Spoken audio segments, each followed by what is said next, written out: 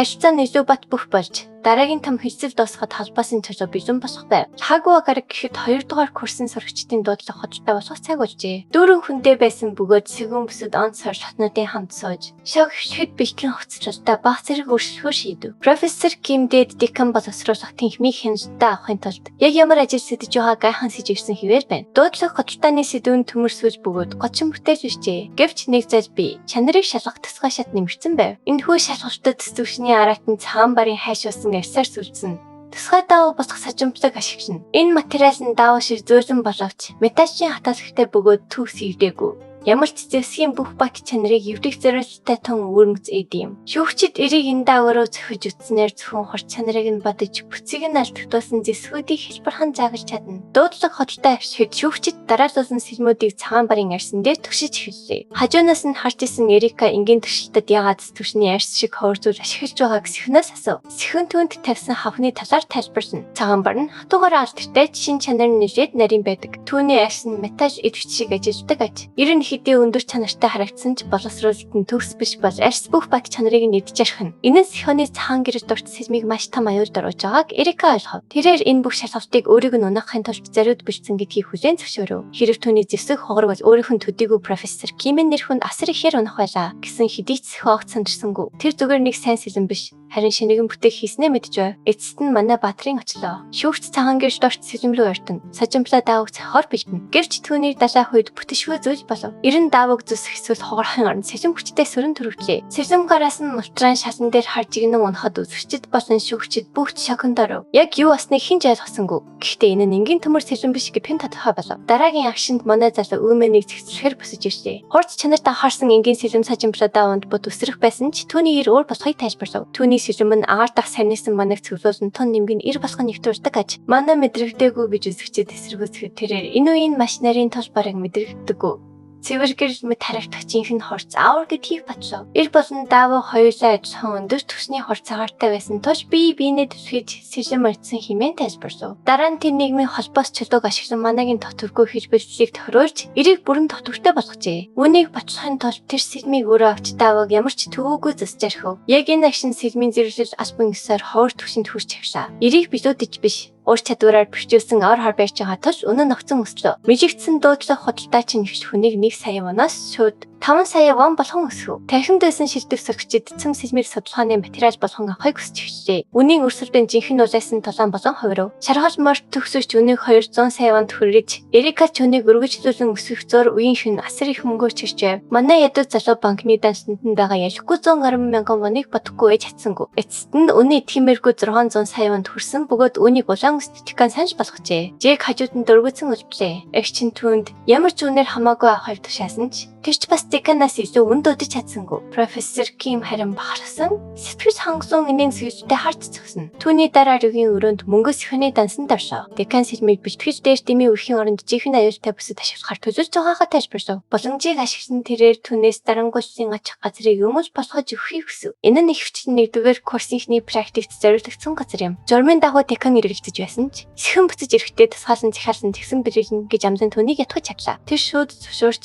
ирэх 7 хоногийн хуваарийг гаргав. Үнэн дээр юм бол ердөө шалтгаан байлаа. Тэрээр юуар бүлгийн тэрбэн бөгөөд дэлхийн хамгийн хүчтэй хүртэл дуудагч Юрген Крюгерийн эзэмшиж байсан тусгай зэрэглэлийн атомыг авинж байв. Энэ хооронд ялагдсан Жекеред буцаж тайрагнана. Тэр түүний дуудлага хотолтоонд ялагдсныг аль хэдийн мэдчихсэн ч тодорхой төлөөсөөр өнгөрөхөөр шийдэв. Тэр Жек цэхэнтэй биеийн хяналтын хичээлд хамт сууж байгаа тул энэ боломжийг ашиглан түүнийг өөр дээр нь авчрах хэрэгтэй гэж хэлв. Хариуд нь тэр өв засамжлах хаслалын талаар автагаа ярилцсан гэж амлаад бүр төгсөхөөс өмнө Жекийг төгсөгчдийн тэргүүн байр суурнаас нь сохлон гаргаж чадна гэж тохиолдов. Чөлөөлөгдөх боломжоор зарагдсан дүүн ямар ч үнээр хамаагүй амжилтад хүрэхийг шийдэв. Түүнийг гарахад арай сэхний өрийг нь төвхтэй гэж хэлжсэн. Яриаг гэрхэн саналаа. Тэр залуу үнэхээр түүний дөрвийг хүргэж хэлж байв. Маргааш нь манай залуу шин чанар боловсруулах хичээлийн үндсэн даалгавар болох шахаатай талалтгад ашигласан богино чадыг тушаав. Нэг нь гал шин чанартай улаан жад, нөгөө нь харахгүй шин чанартай хар чад байв. Профессор түүний ур чадварт уулга алдаж Тамбел нь маш нарийн тул хэрэглэгч чи манайгийн хянаст баг зэрэг алдагдахад анхааруулдаг болохыг онцлоо. Энэ нь ерөнхийдөө зүгээр нэг зэсэн биш. Төгс бэлтгэгчийн хэрэгсэл байлаа. Профессор түнд бүтэн оноо өгч цаашдын эцэс чөлөөлөн энэ байдлаараас хэн одоо ч төгсөх боломжтой дурдлаа. Жаднуудаа буцаан насны дараа тэр биеийн хяналтын хичээлийн бичвчийн танхимлуу очив. Тэр Жекийг аж хэдийн тэнд байхыг харлаа. Сихон тасгал хийхээр ирдэрсэн тал гарахаар цэвэрлж Жек түүнийг зогсоож нэг тас өгсөв. Манай залуу Жекийг өгүүлбэрээ дуусгахаас өмнө татгалзлаа. Ария Жекийг өөрөөс нь зэвсэг салхахаар явсныг тэр аж хэдийн мэдсэн байв. Үнэн дээр түүний зарж хол Рүүгийн нэгэн адил Ариагийн сонирхлыг өндөр түвшинд барих явдлаа. Тэр учраас тэр дундаж ажил өгөхийг хүссэнгүй. Эгчийнхээ даалгаврыг биелүүлэх төлөөс хүссэн шаргал төст залуу өндөр чанарын хар төсөн усыг гаргаж ирнэ.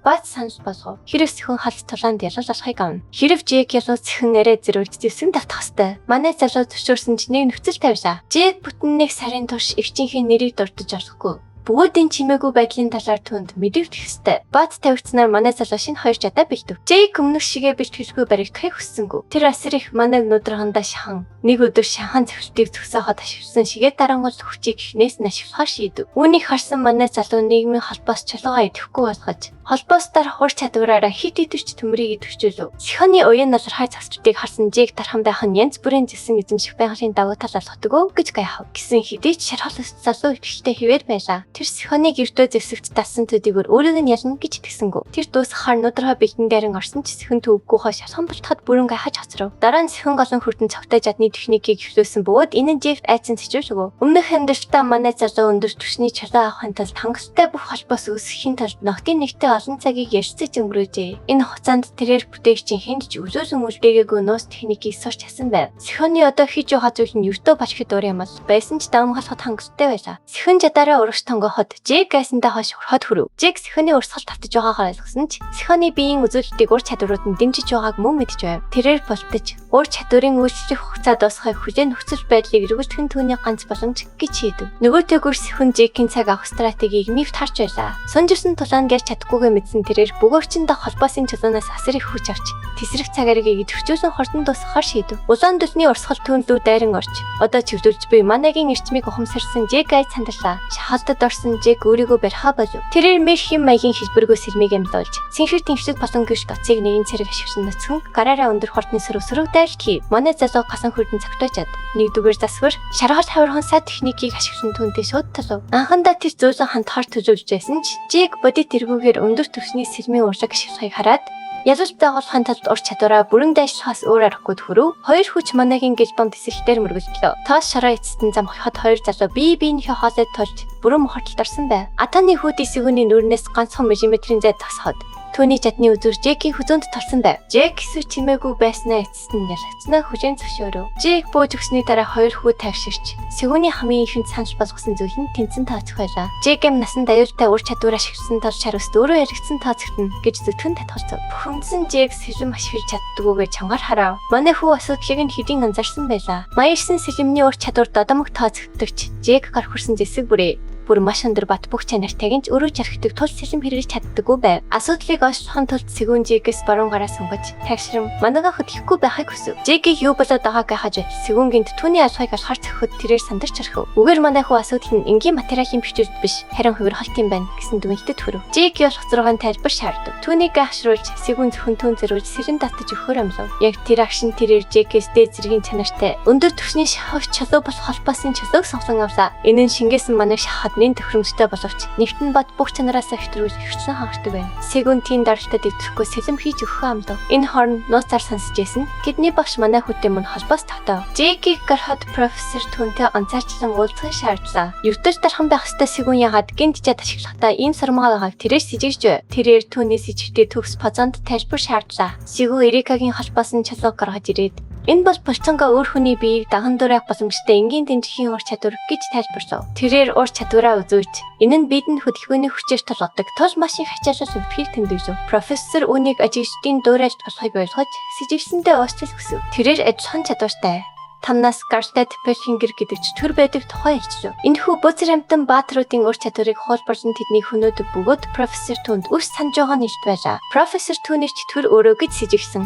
Эсвэл мангасыг олох төлхөр гэж харсан тул холбоос тогтоосныг сэгүүн ойлгох. Манай хүүч төрийн аюулын ноцтойг ойлгож байгаа харуулхад одоогийн залуус ч төрийн талаар бараг тоодоггүйг тэмдэглэн профессорын царай цэвэршив. Тэрээр сэгүүний ур чадвар хэдийн өөрийнх нь захаас хэтэрсний хүлээн зөвшөөрч Бүх зүйл шийдэгцээ дараа илүү их хуучдахаар амлав. Артаас болох гэр бүлийн харс үсгүйч ур чадвар нь хэдийн акар төрийн ирвэштийн шилдэг төгсөгчдтэй өрсөлдөхүйц байгаа.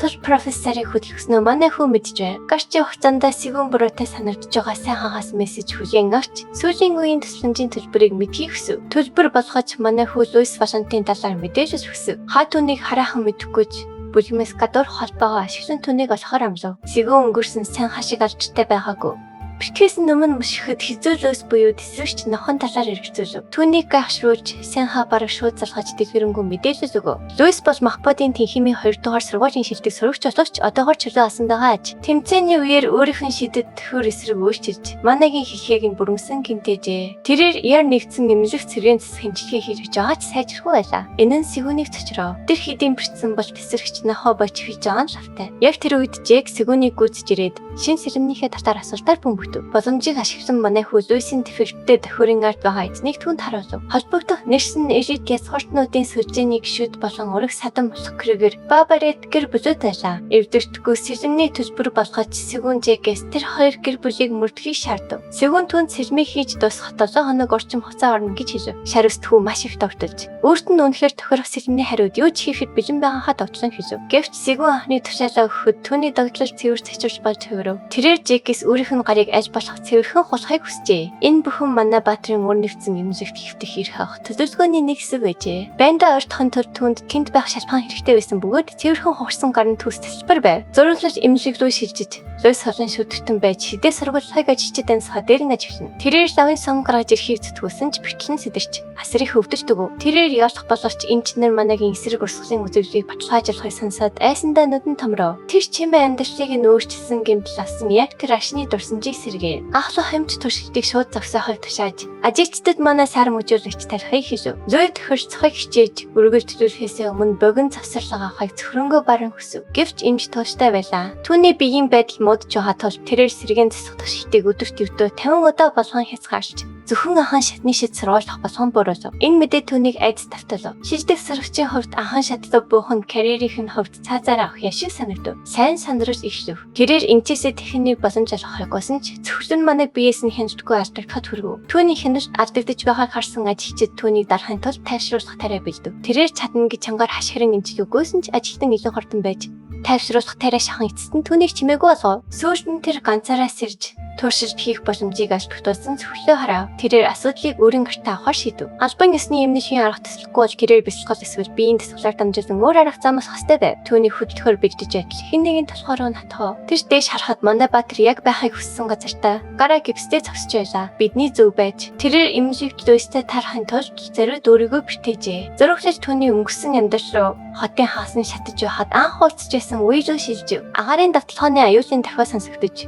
хүмүүрийг нөөжгөн шийдвэрлэхэд тэд санамсаргүйнийг барьцахад байж таарчээ. Сэгүүн гараа гэж ямид гарсан ч зогтож явахдаа Луисын хараанд өртөжээ. Тэр үед тэрээр түүний аз жаргалыг хараад эмх цамбраагүй байдлын ард байгаа эцдийн нэг гэж боджээ. Одоо цалт Сэгүүн түүний бодож байгаа асуултыг тавтан хэлж түүнийг бодит байдалд нь оруулна. Тэр юу хараад байгаа юм бэ? Луис шууд уурсаж мөргсөнд нь уушлах хүсхийг шаардсан ч одоогоор тэнцэлтгэхэд хитрхий сулдаж ядарсан байлаа. Манай Баатар соригтой байхаар шийдэж түүнийг өрөөнд нь хүргэж өгөх эсвэл сольгч дуудахыг санал болгов. Хоёр дахь сонголт түүнд огт тохирохгүй байв. Орноосоо гарсан баригдвал ажигчид түүнийг бүрмөсөн цоожих байлаа. Тэрээр гар нь хугарсан зүгээр нэг залуу дийлэхгүй байгаа өөрийн сул дорой хараан дуртай дургүй түгээр өрөөндөө хөргөжөв. Өрөөнд ормогц тэр шүгэнд нь байсан муучхын аппаратыг олоход нь таслав. Тэн нэг амьсгаа аваад эцэст нь арай дэвтгийг мэдрв. Гэвч манай хүү ердөө амьсгалахыг нь хараад завсаагүй юм. Тэр түүний манаг ажигч байв. Амьсгалах үед нь энергийн урсгалыг ажиллаад тэр асар том буруу зүйл байгааг ойлгов. Тэр удалхын аппаратын жилхийн орчинд биеийн байдлыг нь улам дордуулж хоолойг нь сүйчж байна гэж хэлж түүнийг цочров. Энэхүү танихгүй хүн юм зармаг мэдэрч хийсэн Луиска хаж өгшөв. Дараагийн агшин түүний царай шууд татгалзав. Тэрээр аюултай намун дуугаар дахин хэлхийг шаардсан ч Сэгүүнүүд эмсэнгүү. Эмнэлгийн чанга ярихчаар зангаа өгч байхдаа яг зэрэгцэн тэрээр мэдэгдлээ улам баттгав. Сэгүүний 2 дугаар давааны сувлэгчийн хэсэг яалтаа ирэхийг шаардав. Гэр хасаа өмнө тэр түүнд сүүлчийн нэг зөвлөгөөг өгөв. Тэр утлахын аппаратаас хол бай. Түүнийг боловсруулах тэнхимих гэдгийг мэдэх нь түүний үзэн ажилтыг улам бадраа. Тэрээр түүн рүү зайл хэмээн хашгирч доод засгийн дахнаас зөвлөгөө авах шаардлагагүй гэж уурсав. Ослын дараа тэрээр дархны ажилтай холбоотой хэн бүхнийг гүнээ үзэн яддаг болсон нь илт байлаа. Дайсансан байжтай байсан ч Сэгүүн мэдэгдэж хараад гайхав. Тэр түүнтэй хэдийн холбоос тогтоосон байлаа. Эмч түүний цэвэрхэн хугаралд 7 хоногийн имчилгээ.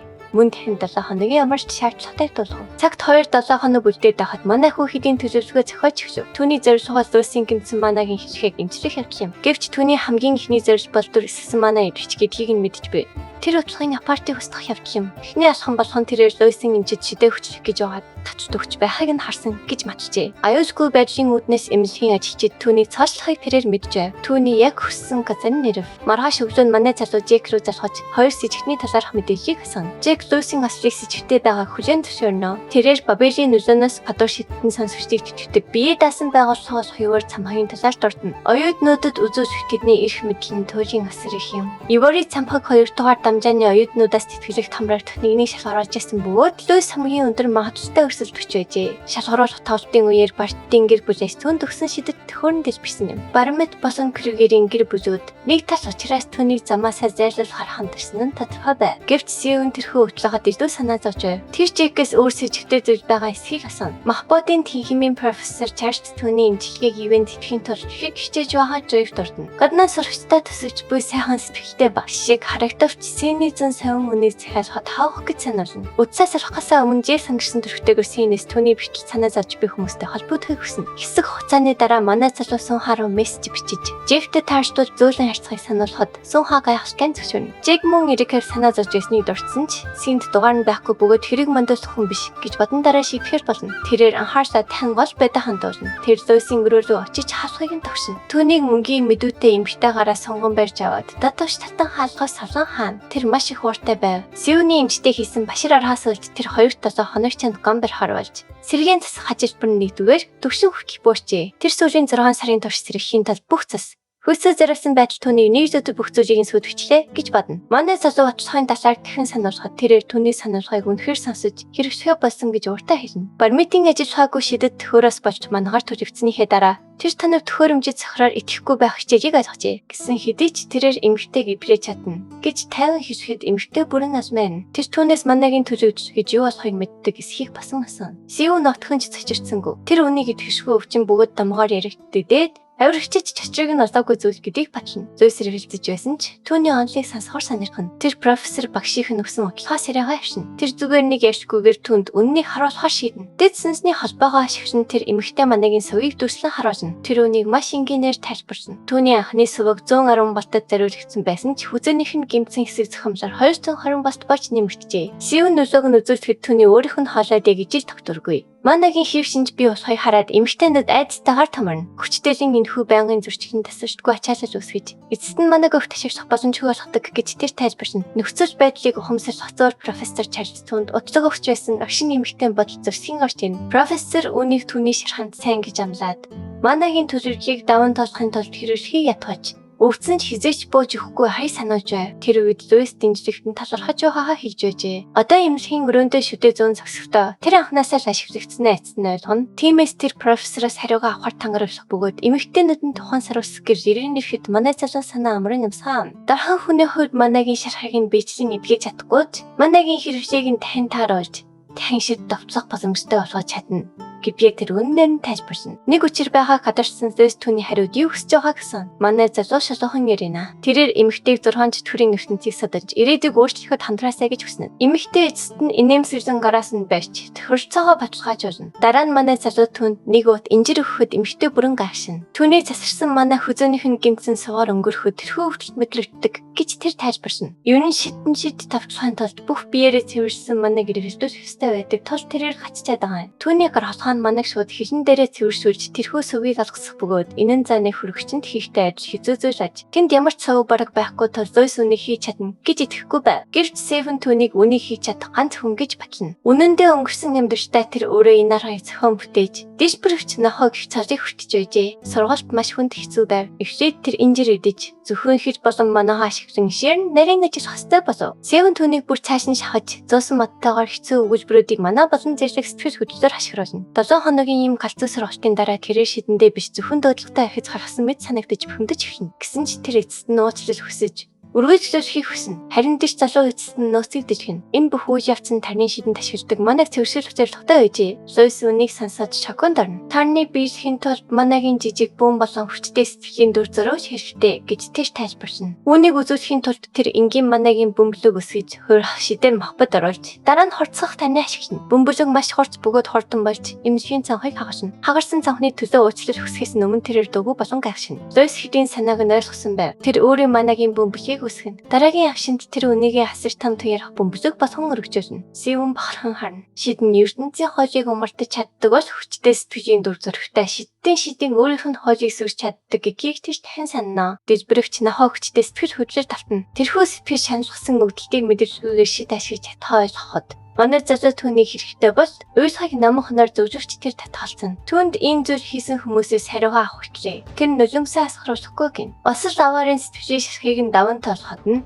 туслахын тулд сэмүцаа гаргаж ирнэ.